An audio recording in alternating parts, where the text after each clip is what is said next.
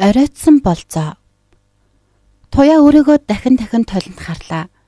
Нүрийн чимэн зурайх тас хар хөмсөг, урт сормоос, мөрөө даран сул асгарах өтгөн хар гизэг, саяхан их л үнтэй авсан чамин даашинз биеийнх нь хэлбэр дүрсийг хачис сайхан тодруулж байгааг тэр харж сэтгэл хангалуунаар инээмсэглэв. Цагаа хилэмхийн харвал аль хэдийнэ болцсон цаг болчихож. Нүүр нүдэ будах гэж суусаар хоцорч байгаагаа мэдэж байсан ч эмэгтэй хүн болзоонд төрүүлж очих дими химэн хөөрч догтлсон сэтгэлээ дарах гэж өөртөө чанган хэлээд машиндаа суулаа. Том зочид буудлын тансаг зоогийн газарт орвол амгалан түүнийг хүлээж байсан нь илт. Нүдэндээ инээмсэглэл цацруулан өндөлцөж байлаа. Туяач амгалан харан инээмсэглэж түүний зүг алхаж байхдаа миний нүр ямар харагдаж байгаа бол хэмээн халтхан бодож амжив. Яад ч юм энэ залуу анхнаасаа л туяагийн сэтгэлийг татсан. Өндөр чирэг нуруутай, өөрийн гэсэн тов хийсэн бизнестэй, гадаадад сургууль төгссөн, олны дунд нэр хүндтэй энэ залууг тэр өөрийн болгож чадна гэдэгтээ итгэлтэй байлаа.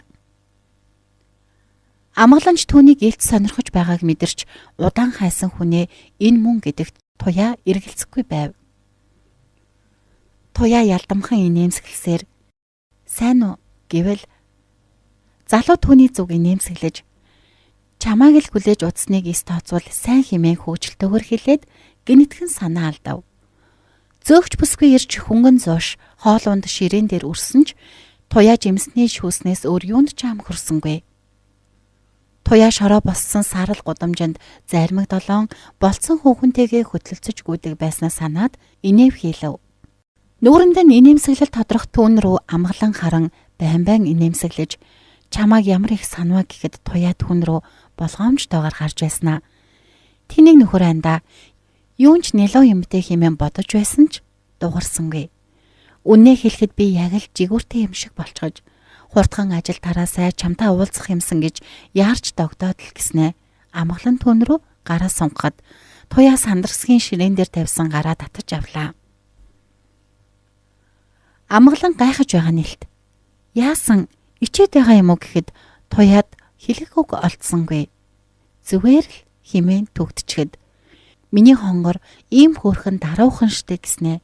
Үнсээ химэн уруулаа зарвуулах гээд туяа сандарсандаа зүгээр байлтаа химэн огцомхон хэлснээ санаа зовон сандчиж эхлэв. Амгалан тиймчих таата бус байгааг нь мэдсэн бололтой дугаа хураан хийх юмаа олж ядан үнэлцэж эхэллээ. Ширээн дээр байсан жижигхэн цүнхийг нь авч сандал дээр зөөлхөн тавихад туяагийн дургу хурч эхлэв.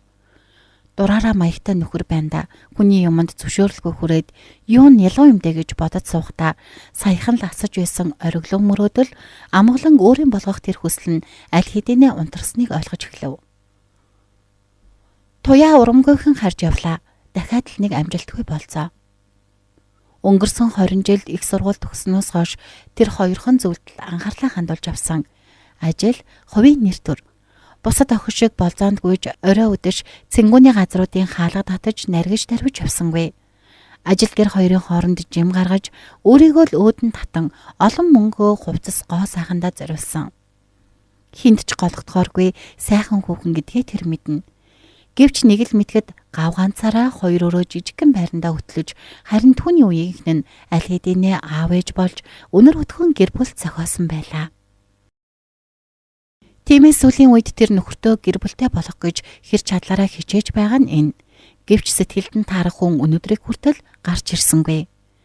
Түүний сэтгэл таарах зүйл тун ховор, ялангуяа эрчүүд.